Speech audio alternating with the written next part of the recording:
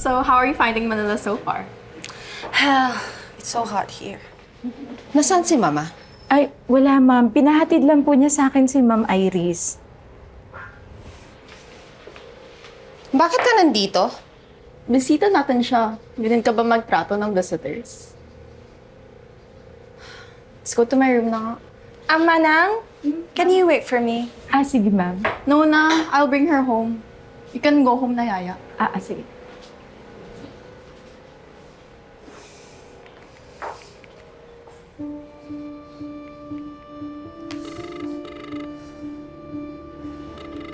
Hello, Ma. Bakit mo dinala dito yung bastarda?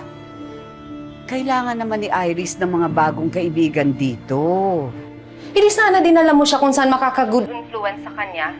Mabait naman si Kyla, anak.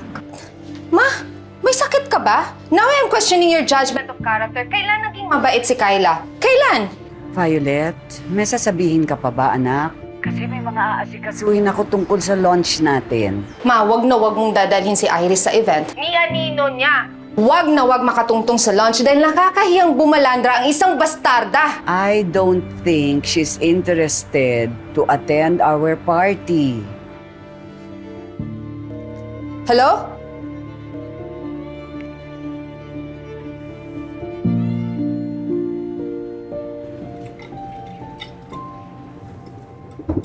Oh, ano yan? Minatamis na saging con yelo. Binili mo? Kuha ako. Tikman mo. Bakit? Balak mo maglako ng mga ganito?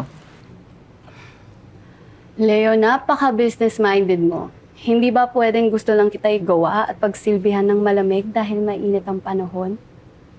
Pwede ibenta. Mahirap tubuan yan. Special lahat ng ingredients yan. Kaya mahal. Edi, ginawa mo lang talaga ito para sa akin. Oo nga, bakit ayaw mo pang maniwala? Wala bang thank you? Leo! Nasa bahay niyo yung kapatid mo. Bakit? Anong ginagawa niya doon? Hindi ko alam na may kapatid ka pala.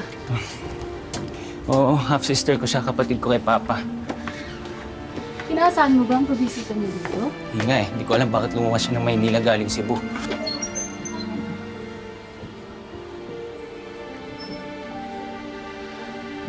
Divina, Aya? Titi, sila ya. Chatsi lang ka na? Oh, ba't ka namumutla, Aya? Ba't kayo namumutla ng kasama mong babae? Para naman kayo nakakita ng multo? Ngayon lang ulit kita nakita simula nung namatay si Papa.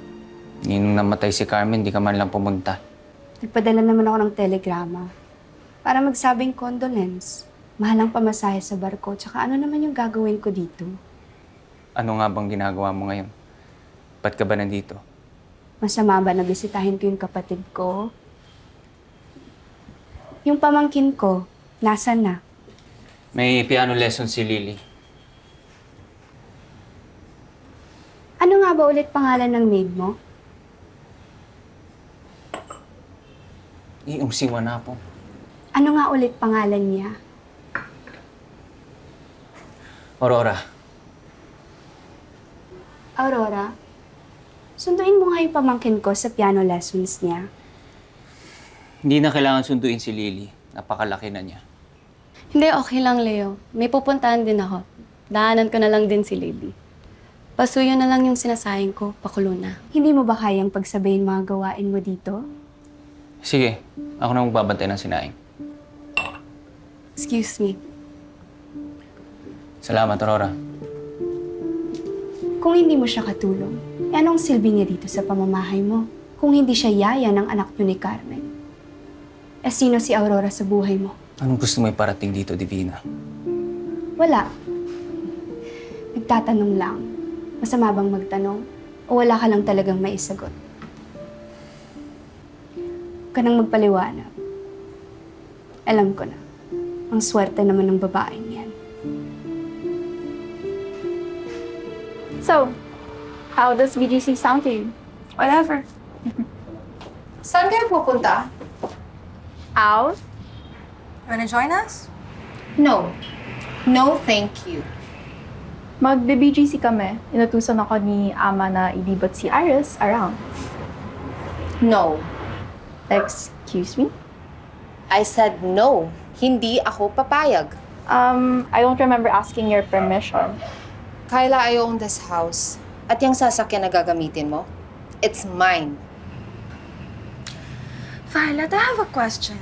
Why are you so obsessed with me? Napaka-ilusyonada mo naman. I am not obsessed with you. In fact, I want you out of my life. Wait, what's that term again na laging sinasabi ng mom ko? About what? Alam mo yung insect na dumidikit sa dog? Pero hindi siya flea eh, yung bigger one. Garapata? Yes, right. Garapata. Violet, garapata ba kita? Can you do yourself a favor and get your face off me? At ano ka? Linta? You're the one who keeps on sticking around. Sinisiksik mo ang sarili mo sa mundo ko. But honey, this is not your world. It's my world and you're just living in it.